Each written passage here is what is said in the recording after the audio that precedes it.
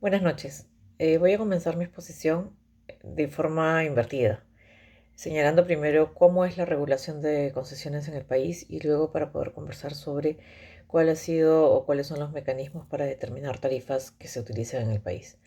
En relación a la regulación de las concesiones, lo primero que tenemos es la Constitución Política del Perú, que señala en sus artículos 62 y 63 la existencia de contratos ley y de la subsidiariedad del Estado en la función eh, eh, mm, empresarial.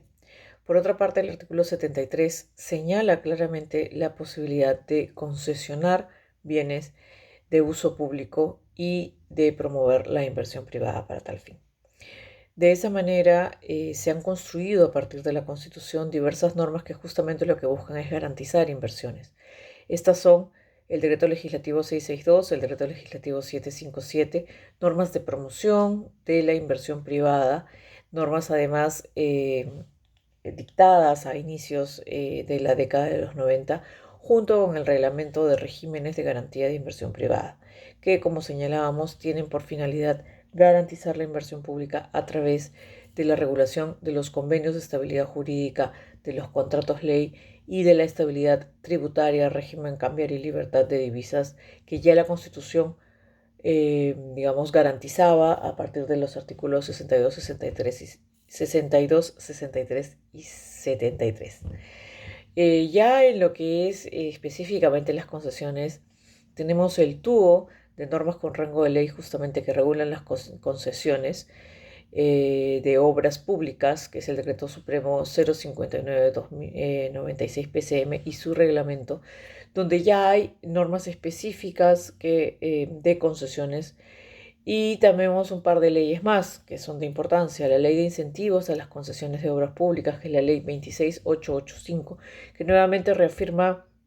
la importancia de los contratos ley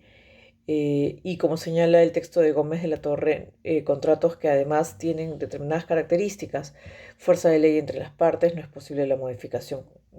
unilateral, contratos de naturaleza civil y tienen un plazo digamos, de duración de todo lo que dure el contrato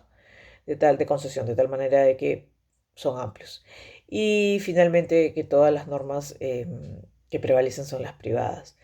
Otra norma importante a mencionar es una ley, la más reciente, es la ley 27332, que es la ley marco de organismos reguladores de los servicios públicos, que justamente regula la actuación de los reguladores sectoriales para este fin. Sobre los métodos de regulación tarifaria utilizados en el Perú, básicamente son los dos métodos. En el Perú se han utilizado los dos métodos. Por un lado, la regulación de costos o la tasa de ganancia o tasa de retorno, que es esta tarifa que es fijada por el regulador a partir de los costos de la empresa, ¿no? Que incluyen los costos de oportunidad del accionista, los costos de capital, así como los costos de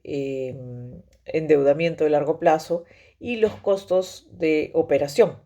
De esa forma se garantiza, por un lado, digamos, la ganancia del inversionista, sobre todo en los primeros años. Y eso se ha utilizado en el Perú, por ejemplo, en el contrato de Telefónica hasta el año 98 en el que tuvo el monopolio absoluto, se utilizó justamente el método de regulación por costos y lo mismo también, por ejemplo, se preveía en el contrato con Tumbes, de saneamiento de Tumbes, un contrato en el que los primeros años había una ganancia fija, una tarifa fija, a que cubría justamente los gastos de inversión. En el caso de Telefónica, a partir del año 2001 ya se utilizó el factor de productividad a partir justamente del método de regulación por incentivos o precios tope, que consiste justamente en una regulación en la que se fija un precio tope por un periodo de tiempo determinado y el inversionista solo podrá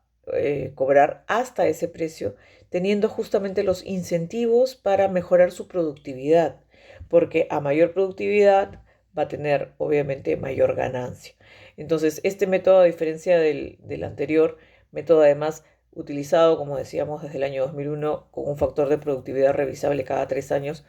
lo que justamente hace es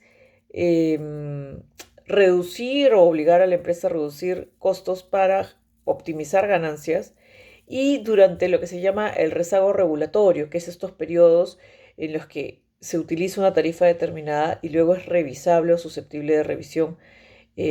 para definir nuevamente un costo medio que permita, digamos, establecer estos topes. Y se utiliza por lo general en el Perú para determinadas bolsas o canastas. Por ejemplo, el precio tope fue utilizado en su primera etapa para las canastas de servicios de telefonía básica y telefonía de larga distancia, ¿no? Importante porque justamente simula un mercado competitivo, pero solamente creo que es posible usarla una vez que hayamos garantizado por lo menos al inversionista que pueda entrar en el mercado, que pueda recuperar por lo menos los primeros costos, que son los costos de inversión, que son los más altos, y ya en una segunda etapa podamos simular un mercado competitivo. Gracias.